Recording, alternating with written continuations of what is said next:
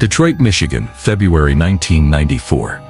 In some areas, the drug business was a common thing, and local police raids were also an everyday matter. But what happened that day was different.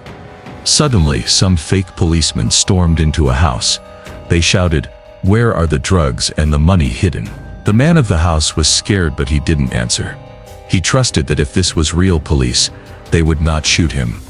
He said, "You are police. You cannot shoot me."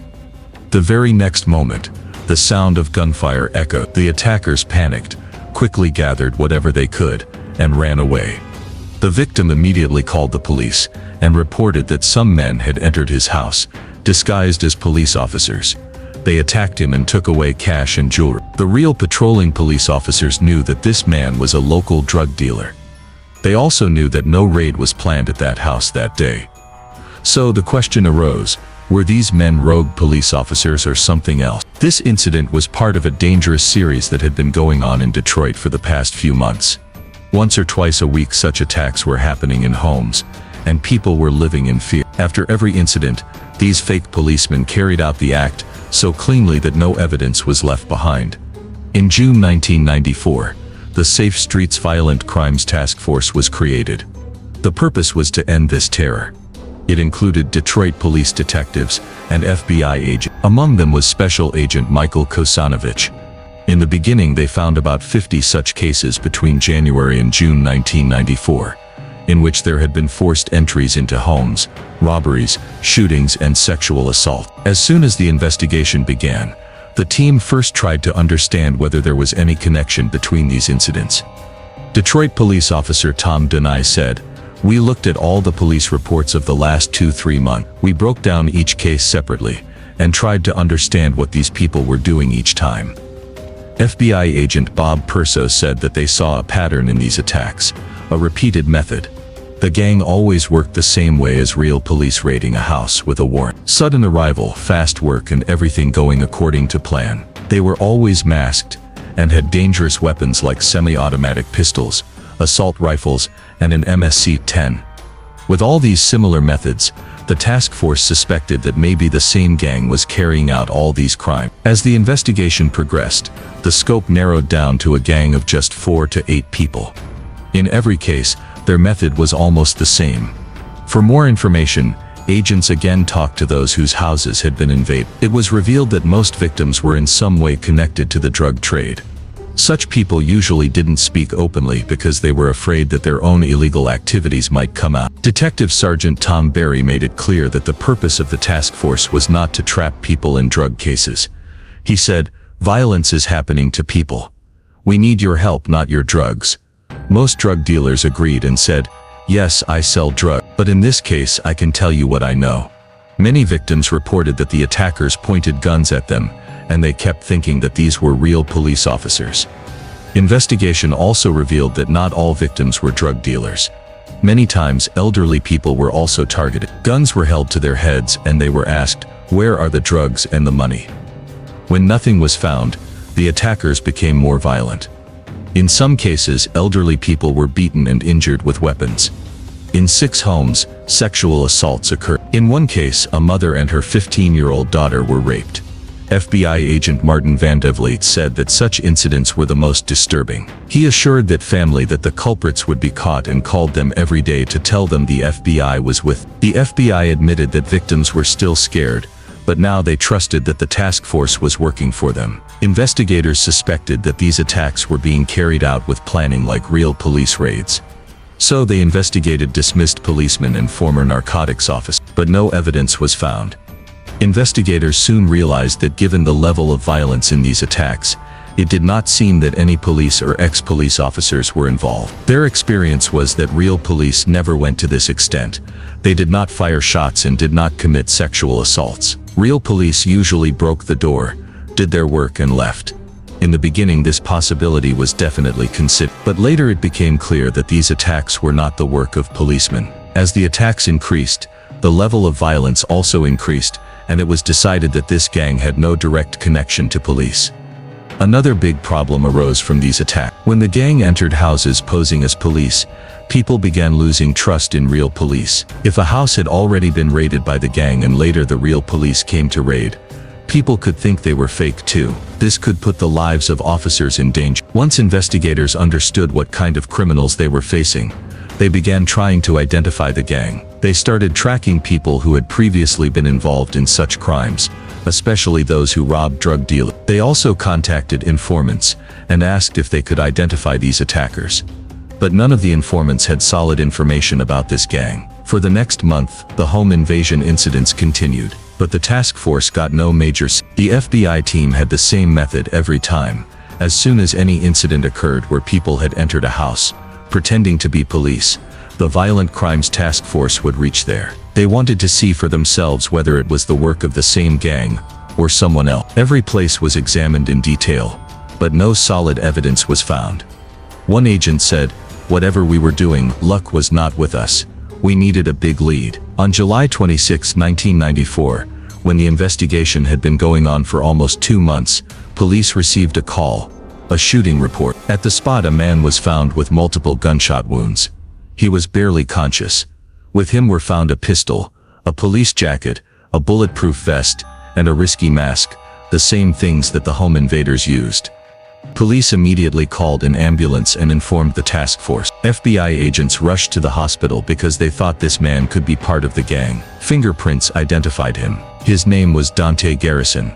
His condition was very critical. He had been shot in the hands, legs, and stomach. Garrison said that he had information about some robbery, but at that time he did not want to say much. Still, FBI agent Michael Kosanovich had hope. He said that seeing Garrison's condition and his expressions, it seemed that if he was spoken to in the right way, someday he could help. The task force discussed at Detroit Police Headquarters how to gain Garrison's cooperation. When his name came up, Detroit police officer L. Page said that he knew Garrison's family. In fact, once he had even held Garrison in his arms as a baby. Detective Sergeant Tom Barry said, "Nothing could be better than this. He is alive after being shot, and we have an officer who knows him." After this, investigators went to the hospital. Officer Page tried to persuade Garrison by mentioning his old relationship with his family. This method worked. Garrison agreed to talk on the condition that he would be granted immunity from prosecution. He confessed that he was part of the same gang of home invaders. He also revealed that the bullets he had received were the result of a botched invasion. That day, they had gone to break into a house. One man saw them and said something. The gang ran away. Their plan was to return to the same house the next night. But this time the people in the house were ready. They waited, and as soon as the break-in attempt began, amid shouts of "Police! Police!" gunfire broke out. Garrison was shot 5 times. The gang fled the scene and left him behind.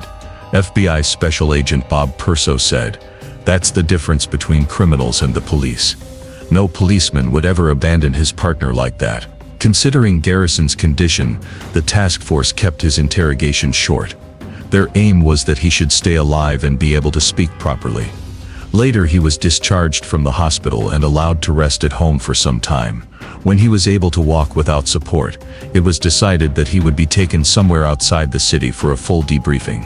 The FBI quietly shifted him to a safe house outside Detroit. According to Detroit police officer Tom Denai, the investigation team made it clear to Garrison that if the gang found out he was talking to police, his life would be in danger. Garrison demanded protection. The task force provided him security and assured him that his name would not come out until the case went to court. During interrogation, Garrison revealed that the gang had far more members than originally thought. The same people were not always involved in every incident. The gang members kept changing. Sometimes they were 3, sometimes 10. It depended on who needed money, who was available, and who was ready to go that night. Whoever needed money went, and whoever didn't want to didn't go. Garrison said that the gang operated under the control of 2 men, Obie Carter and Andre Woods. These 2 decided which house to target and which gang members would participate in that operation. Once a house was chosen, Obie Carter presented the names of all the men who would go that night, so that everyone was prepared. Then some members of the gang would go around that house and conduct surveillance. They would try to see how many people lived there, what their ages were, and what their daily routine was. Whatever information was gathered was passed on to the rest of the members. After that, the whole team would attack the house that very night and carry out the robbery. Garrison also revealed that Andre Woods trained the gang members. He would take them to vacant houses and teach them how to raid like police. He also taught how to enter a house quickly and how to take complete control of it. The gang members entered exactly like real police officers conducting a raid. Once inside, they would first take control of the people and then interrogate them. According to Garrison, Andre Woods was extremely violent. He raped some people, and when drug dealers refused to reveal information, he beat or shot them until they spoke. It often happened that if someone did not say anything about money or drugs, he was beaten or shot just to scare him so that he confessed everything. Garrison described one such incident in which the gang badly beat and tormented an elderly drug dealer. He said that as soon as they entered the house, they pointed guns at the old man and repeatedly asked, "Where are the drugs? Where is the money?" The old man kept saying he didn't know anything. But still they shot him in the leg. He screamed loudly, writhing in pain. Instead of stopping, the attackers continued to assault him. Their purpose was not to kill him. They just wanted to terrify him so much that he spoke. They shot his leg again and shouted abuses, saying, "Where are the drugs? We know you have them. Tell us or you will die." In the end, he got scared and spoke. The gang took the money and drugs and left the house. After each incident, all the members returned to the place already decided beforehand. There they sat down and divided the looted goods among themselves. One member of the gang was named Chris Allen. He himself was also a drug dealer, and he handled the stolen drugs. His job was to sell those drugs, collect the money, and then distribute it equally among everyone. Garrison also said that often the decision of who would be the target came from Chris Allen. He knew very well who had money, who sold drugs, and who would yield the biggest profit if robbed. His information was very useful, and the investigators realized clearly that he was the link through which they could move forward. Hearing Garrison's words, the agents felt that now they had a major lead through which these home invasion crimes could be stopped. But the FBI agents knew that Garrison's statement alone would not be enough. In such cases, solid evidence was more important than testimony. So now the need was either for more gang members to confess, or for them to be caught red-handed so that direct evidence could be obtained from them and the case could be presented strongly in court. Now that Garrison had provided information about the gang, the next step before the officers was to figure out a way to hit the streets and capture the entire gang. Detroit police and the FBI had decided together that they would stop this dangerous gang at any cost. Their biggest break came when one gang member was found in an injured condition and was ready to help in the investigation. During questioning, he gave some names. When the officers asked Garrison, "Do you know where these people live?" he replied directly, "No, they were not my friend." After that, the joint task force of FBI and police began trying to identify the rest of the members based on the names that had surfaced. Special Agent Martin Van de Vliet said that the past histories of those whose names came up matched closely with the kinds of incidents happening in the city. As the team began surveillance, it became clear that these people were connected with each other and kept meeting regularly. But still, suspicion and names alone were not enough. The FBI needed solid evidence to strengthen the case. So the officers again contacted the victims whose houses had been attacked by the gang. They were shown separate suspect photo lineups and asked, "Take your time. Do you recognize them?" But Detective Sergeant Tom Barry said that here too a big problem came up. The problem was that most victims could not recognize their attackers. The reason was that they were masked. He explained that the attack happened so fast that people didn't get a chance to understand or see faces. The attackers would rush in, throw people to the ground and flee with the loot. Everything happened in the blink of an eye. When witnesses could not identify their attackers, the case began to weaken. FBI Special Agent Michael Kosinovich said, "We didn't have enough evidence to get search warrants or a solid basis for arrest. Right now we only had one person giving us information. We needed something new and strong to move the investigation forward." After that, the task force requested permission from a federal judge to wiretap. If they could prove that this gang was committing repeated serious crimes and following a pattern, they could charge the entire gang under a RICO hearing, meaning as an organized criminal enterprise. A few days later, on the morning of September 4th, 1994, police received another report of an incident. This time, the news was that there had been a shooting in an illegal after-hours gambling house. That gambling house belonged to Andre Woods, the very man who was the leader of this gang. The officers reached the spot, talked to witnesses, and tried to connect the incident. According to witnesses, around 4:30 a.m., Andre Woods got into an argument with some people. Those men had come there to gamble, but some dispute arose. The matter escalated so much that Andre got furious. Witnesses said that he could not tolerate anyone insulting him, and without thinking he opened fire. In one instant, 4 people lost their lives. After the shooting, he left without saying a word to anyone. He directly sat in his Mercedes-Benz and drove away. The task force sent the information about Andre Woods and his car to Detroit's homicide unit. After that, the homicide detectives circulated the same information to police and law enforcement agencies across the country, so that everyone would stay alert to capture this fugitive criminal. This incident of 4 murders forced the task force to work even faster. Now it was clear to them how dangerous Woods was. If he could take 4 lives in one night, then during a home invasion he would not hesitate to kill anyone. 5 days after this incident, a judge granted the task force permission to monitor the pagers of Woods and several members of his gang. Investigators began collecting their phone numbers, and gradually a pattern began to emerge, showing that these men were constantly in contact with each other and working in an organized manner. Barely a week had passed when something happened that no one expected. Andre Woods, who had so far been a fugitive, himself reached Detroit Police Headquarters. One officer said, he came straight inside and said, "Hey, I heard you guys are looking for me." Police felt that maybe Woods had surrendered himself because the search for him across the city had become so intense that it was difficult for him to stay hidden outside. He must have thought that now it would be easier to fight the case in court. FBI Special Agent Bob Perso breathed a sigh of relief because now Woods was no longer on the streets. He said Woods was extremely dangerous. He was the gang's enforcer, the one who went forward and spread fear the most. If he had still been outside, there was a constant risk of more people getting harmed. Exactly 1 week after Andre Woods' surrender, the task force placed its first wiretap on the phone of the gang's other leader, Obie Carter. Wiretap means secretly listening to or recording someone's phone calls or conversations, often without their knowledge. This step was taken on the basis of the evidence obtained from the pager. The FBI team hoped that these call recordings could reveal 3 important things. First, solid information about the old home invasions. Second, the whereabouts of the looted money that had been hidden till now.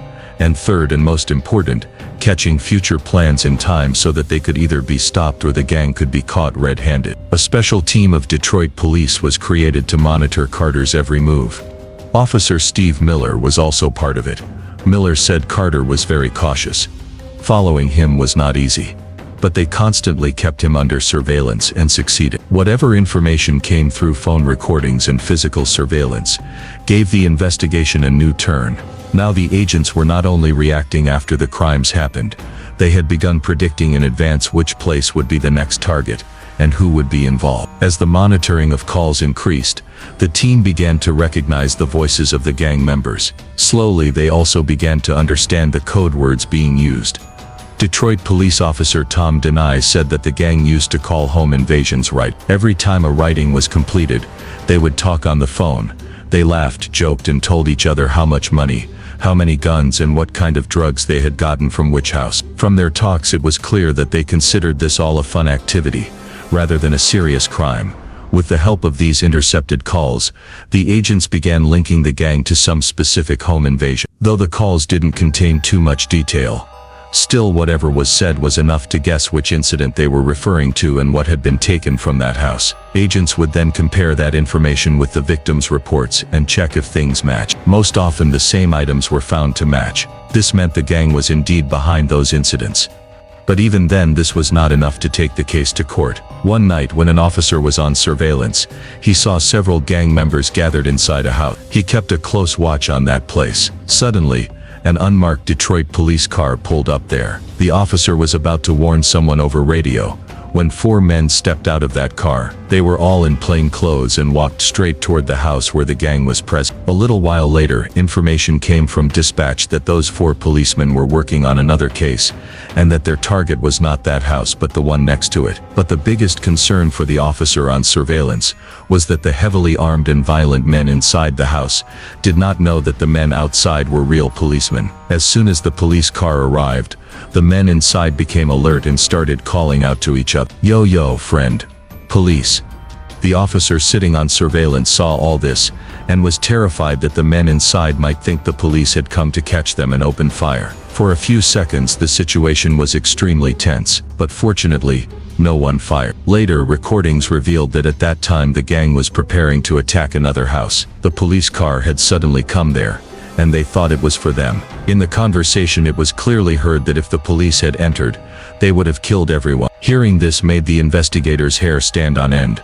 After this incident, the task force worked with even more urgency. They had begun to receive enough evidence from the wiretap, and it was clear that delaying any longer would be dangerous. But to solidify the racketeering case, it was necessary to catch the gang committing crimes. The plan was made to nab the gang right after they carried out a home invasion, so that innocent lives would not be at risk, and the evidence would be direct. Everyone knew that this was not some ordinary case of petty thieves. These men had already carried out many deadly attacks. They had beaten people and even misbehaved with women. Many of them were so violent that stopping them would not be easy. During the investigation it also came out that if they ever came face to face with police, they would open fire without a second thought. They had no hesitation and no remorse. Agents knew clearly that these men wore bulletproof jackets and were armed with automatic weapons. They had no doubt that if surrounded, the gang would immediately resort to shooting. These men were never going to lay down arms easily. The gang was large in number and had weapons that could scare anyone at first sight. AK-47s, MAC-10s, Uzis, weapons that could spray bullets in seconds. Therefore it was decided that this operation would not be carried out by ordinary police, but by a special team.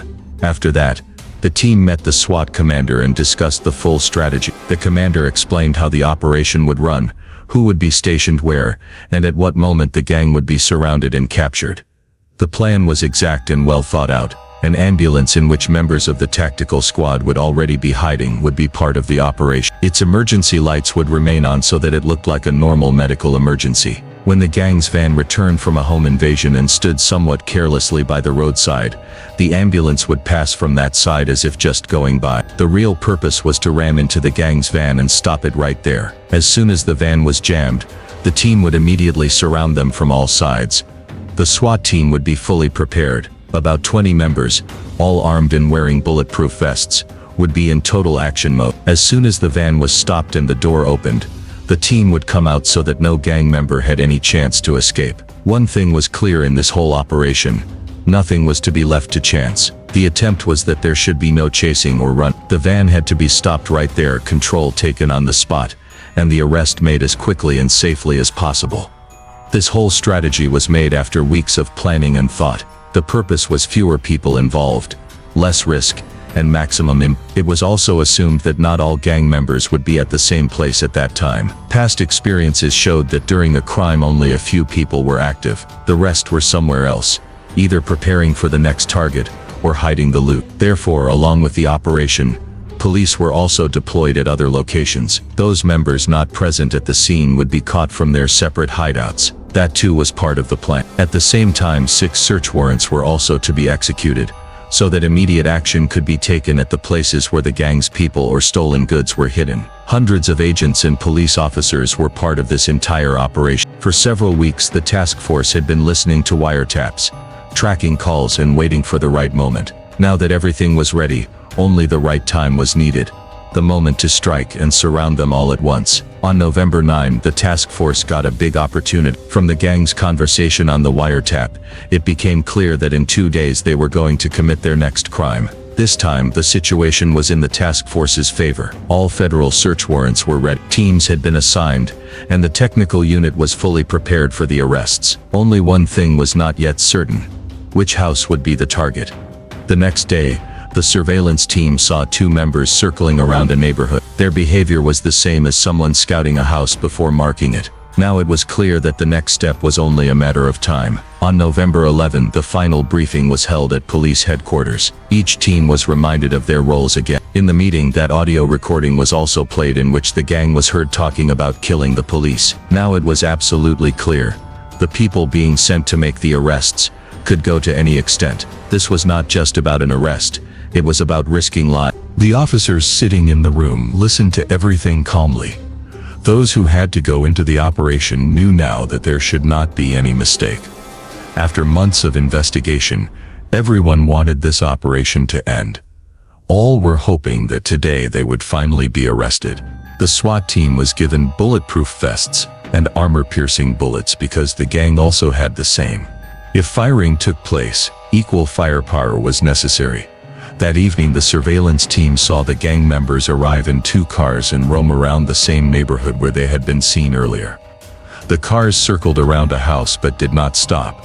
No robbery happened. Everyone was puzzled about what was going on. FBI agents were following from a distance, but did not go too close to avoid raising suspicion. Then both cars turned into a dark alley and turned off their headlights. It was not clear whether they had stopped or gone ahead. The team was not panicked, but all were wondering, where did they go? Police could not go close and check, because if the gang became suspicious, the operation would fail. If they escaped, they could attack again. A few minutes later, news came to the operation center. The gang had attacked. 6 masked men, dressed in police uniforms, had entered a house, but it was the wrong house. There was nothing inside. Only 2 elderly people were there, who could not even identify them properly. Since nothing was stolen and there was no clear evidence, the police did not make arrests at that time. It was decided that until solid evidence was obtained, they would wait. Officers and agents searched the entire area to find the gang. A Detroit police officer returned to the place where they often gathered. As soon as he reached there, he saw that the gang was now moving toward another robbery. He parked his car in such a spot that he could see both the house and their van. Now the team was getting the first real chance to see them committing a robbery. The plan was clear. Let them commit the crime, then catch them. Suddenly, Miller saw that the gang's van was coming up behind his car. His heart started pounding. Did they find out he had his weapon in hand? He was alert, but the van just passed by and stopped in front. A few seconds later, people came running to the van, with goods in their hands, and quickly climbed in. Now it was clear the robbery had happened. This was the moment everyone had been waiting for. The task force immediately ordered the arrests and sent the SWAT team forward. The ambulance reached the van and tried to ram it, but at the last moment the van sped up and escaped. It had more power, so it left SWAT behind. Now the challenge was clear. 6 armed men were in a van, and they had to be stopped. Surveillance teams immediately started the chase, knowing this could turn into a violent clash. The van kept fleeing and dodging the cars behind. Suddenly, its rear doors opened and the gang members started firing. A SWAT sniper in a car behind returned fire. Reports were coming over radio from everywhere. Bullets flying. Tom Denai in the operation room said that all officers were calm, but the sound of gunfire was clearly coming through the radio. Everyone was scared. The chase went on for many miles. Then the van suddenly stopped, and 4 men jumped out. They opened fire on Officer Miller. Miller jumped out and returned fire, but his pistol jammed. He thought, "I cannot let them escape." And then he ran straight after them. The SWAT team had surrounded the van. They told the 2 men hiding inside, "Come out, hands up." But the van suddenly started again and fled. Now the police had to chase once more. Meanwhile, Officer Steve Miller was running alone after gang members who had automatic weapons. Miller felt as if bullets were whizzing past him. He shouted loudly, "Police! We have surrounded you. Come!" Miller thought the rest of the police were also behind him. But then he realized he was alone. The area was completely deserted, and he didn't know where the gang member had gone. Then backup police arrived, and Miller began searching around. A few houses ahead, he saw a man lying face down on the ground. Miller shook him and said, "Get up," but he didn't move. Miller checked his pulse. He was dead. Later it was found that the first bullet fired by Miller had pierced through his bulletproof jacket and hit his body. That bullet had killed him. That man was Obie Carter, the leader of the gang. After many miles of chase, the gang's van suddenly broke down and stopped. The 2 men left in the van jumped out. One surrendered without resistance. The other started running and did not want to surrender under any condition. FBI agents chased him. When they reached a dark alley, Special Agent Bobso saw some movement. He slowly went closer. He saw that man lying on the ground. He had been hit with several bullets. Bobso immediately said over wireless, "Suspect down. Send ambulance." That injured man was taken to the hospital. His condition was critical, but he survived. The task force then reviewed the entire operation. Hundreds of bullets were fired during the mission. Still, not a single police officer was injured. An FBI agent said, "Our planning worked. We never thought such a dangerous chase and gun battle would happen. But when it did, we handled it well." But of the 6 gang members involved in the chase, only 3 were caught. The remaining 3 had escaped. Detroit police officer Tom Denai carefully took the next step. He began calling different hospitals in the city, checking whether any gunshot patients had arrived. After some time, a hospital responded. Yes, a man with multiple gunshot wounds had just been admitted. Denai went there and identified him. He was one of the escaped gang members.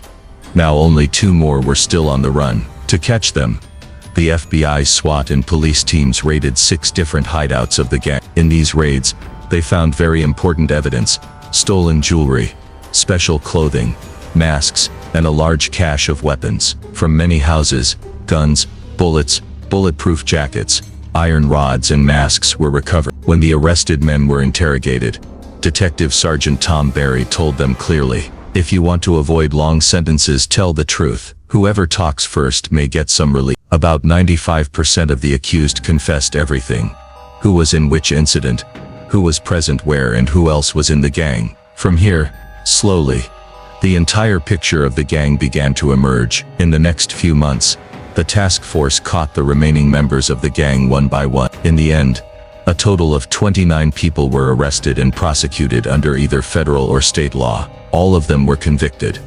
This became one of the biggest home invasion cases in America, in which such a large number of people were sent. The task force that worked on this case was the first major joint team of the FBI and Detroit police. Their goal was not only to solve the case, but also to deliver justice to all the victims who had suffered fear and pain. This team did not just eliminate one gang. They made the entire city a little safer, and it also proved that when police and investigative agencies work together in the right way as one team, any major task can be possible. Through the combined efforts of Detroit police and the FBI, this dangerous gang was completely destroyed.